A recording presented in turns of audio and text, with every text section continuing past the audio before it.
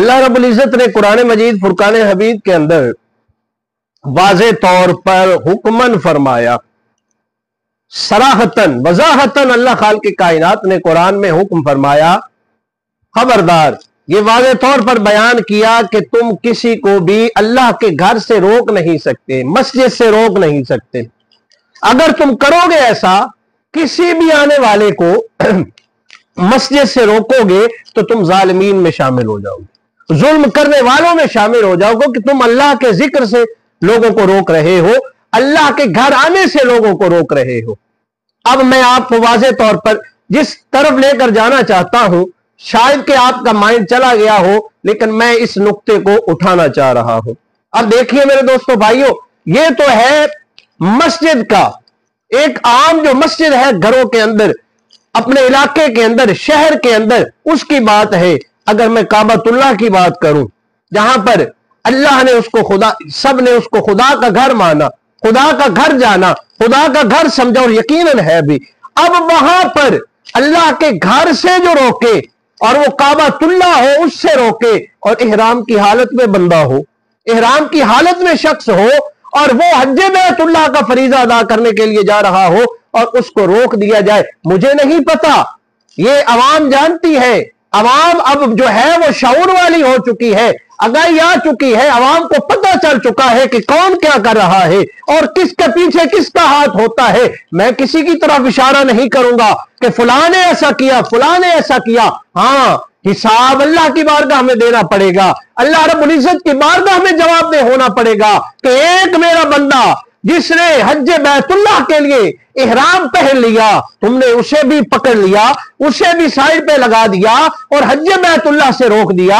अरे तुम्हें तो शर्म आनी चाहिए थी, डूब के मरना चाहिए था कि एक बंदा हज्जे बैतुल्लाह के लिए जा रहा है। क्या पहले नहीं पता था? जब अप्रूवल दी गई, जब इजाजत दे दी गई, जब कह दिया गया और हुकूमतों का आपस में सारा मामलात हो गए, एम्बेसी ने आगे क्लियरली तौर पर जो है वो बात कह दी और उसको बाकायदा तौर पर इजाजतनामा सऊदी अरेबिया की तरफ से चला गया और वजारत हुकूमत ने उसको दे दी इजाजत के हज्जे बैतुल्लाह के लिए तुम आ सकते हो। तो मैं या आप में से कोई भी जिसने भी ये काम किया है, अब मुझे बताइए उसने क्या समझ के किया है, उसने क्या किया है।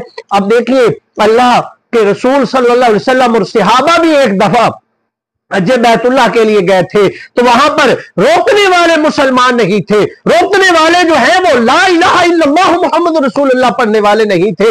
लेकिन अफसोस से कहना पड़ रहा है कि यहां पर तो जाने वाला भी ला इलाहा इल्लल्लाह मुहम्मद रसूलुल्लाह पढ़ने वाला था, और जो रोकने वाले हैं, मैं किसी का नाम नहीं लूंगा, लेकिन अवाम जानती है कि ये करने वाला कौन था। लेकिन अल्लाह के कुरान ने वाज़े तौर पर यह बताया है कि जो मस्जिद से रोकेगा तो वो जालिम होगा, जालिमीन में उसका शुमार होगा। जो अल्लाह के घर से रोकेगा, जो अल्लाह के घर में आकर जिक्रुल्लाह से रोकेगा, अरे तुमने उसके हज को जाया कर दिया। अरे वो एक नमाज अदा करता शख्स तो 1 लाख नमाजों का सवाब मिलता तुमने।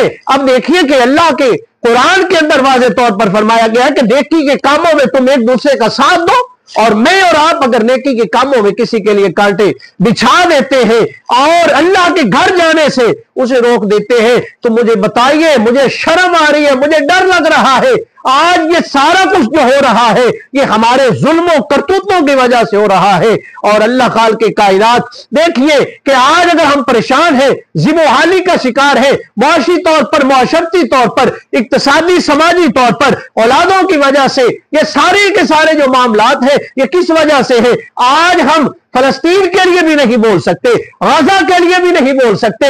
अगर कोई जुल्म कर रहा है, कोई ज्यादती कर रहा है, तो वाज़े तौर पर अल्लाह के महबूब सल्लल्लाहु अलैहि वसल्लम ने 4 कैटेगरीज बताई हैं, 4 दर्जे बताए हैं। अल्लाह के महबूब सल्लल्लाहु अलैहि वसल्लम ने फरमाया कि जब तुम्हारे सामने कोई गुनाह करे तो क्या करो? सबसे पहले हुक्म दिया कि ईमान का सबसे निचला, सबसे जो मजबूत तरीन दर्जा है, वो हुक्म दिया कि अगर तुम्हारे अंदर इस्तिताअत है, ताकत है, तो तुम उसको हाथ के साथ रोको। अगर तुम्हारे अंदर ताकत है, पावर है, तुम रोक सकते हो तो हाथ से रोको। और दूसरा फरमाया गया कि अगर तुम्हारे पास इतनी पावर और ताकत नहीं है कि तुम हाथ के साथ रोक सको, और अगला इतना जालिम है कि तुम हाथ के साथ नहीं रोक सकते, तो फिर फरमाया गया कि जुबान के साथ तो रोको ना। जुबान के साथ रोकने का हुक्म फरमा दिया गया کہ जुबान के साथ रोक दो कि तुम ये गलत कर रहे हो। लेकिन मैं देख रहा हूं कि सारी की सारी कौम जो है वो गूंगी बहरी बन चुकी है और इनके तमाशे देख रहे हैं कि कल को मैं और आप भी रोक दिए जाएं, कल को मैं और आप भी इसी तरीके के साथ जो है वो कैदो बंद में रहे, कोई बात आगे बढ़ने बढ़ाने वाली ना हो मेरे दोस्तों भाइयों। और आखिर में अल्लाह के महबूब सल्लल्लाहु अलैहि वसल्लम ने फरमाया कि अगर तुम ये नहीं कर सकते तो कम से कम उसको दिल में बुरा जानो और ये सुन लो, जान लो कि तुम्हारे ईमान का निचला तरीन दर्जा है कि तुम दिल के अंदर बुरा जानो। मेरे दोस्तों मेरे भाइयों, आज देखिए कि लोग जो है किस तरीके के साथ ये जुल्म और ज्यादती कर रहे हैं। जो भी करने वाला है वो अवाम जानती है, अवाम में शऊर मौजूद है कि वो जानते हैं कि ये करने वाला कौन है, करवाने वाला कौन है, रोकने वाला कौन है, रुकवाने वाला कौन है, ये सब कुछ जानती है अवाम। लेकिन दोस्तों मेरे भाइयों, अब देखिए कि लोग कहते हैं बारिश नहीं बरस रही। अरे खुदा के बंदो, अल्लाह का शुक्र अदा करो, अल्लाह का मैं भी और आप भी शुक्र अदा करें कि जिस तरह के हमारे करतूत है, अल्लाह रब्बुल इज्जत पत्थरों की बारिश नहीं बरसा रहा। अल्लाह रब्बुल इज्जत हमारे ऊपर जो है वो पत्थर नहीं फेंक रहा, आग नहीं फेंक रहा अभी तक। मेरे दोस्तों भाइयों, आज हम मुसलमान जो है इस तरीके के साथ गिर चुके हैं, इस तरीके के साथ तसे पुस्त डाले जा चुके हैं कि आज इस्लाम का नाम लेने वाला कोई नहीं, आज इहराम की बेहुरमती से रोकने वाला कोई नहीं। अरे मैं पूछता हूं कि किसी और के साथ कुछ ऐसा मामला होता तो लोग बाहर निकलते, लोग कहते कि ये जुल्म हुआ है, ये ज्यादती हुई है। लेकिन मेरे दोस्तों भाइयों देखिए कि ये क्या जुल्म ज्यादती थी, किस तरह का ये मामला था कि जनाब एक बंदे को हज बैतुल्लाह से रोक दिया गया। मैं किसी और की बात नहीं कर रहा, जनाब हमारे जो सीनियर साहब इमरान रियाज साहब है उनकी बात कर रहा हूं कि उनको जो है हज बैतुल्लाह से रोका गया, उनको इहराम की हालत में जो है वो बाकायदा तौर पे कैदो बंद की सौबतें जो है वो झेलना पड़ी। मेरे दोस्तों भाइयों, ये क्या चल रहा है, ये क्या सिस्टम के क्या सिलसिला चल रहा है, कोई रोकने वाला नहीं, कोई पुरसाने हाल नहीं। आज अगर हम चुप रहे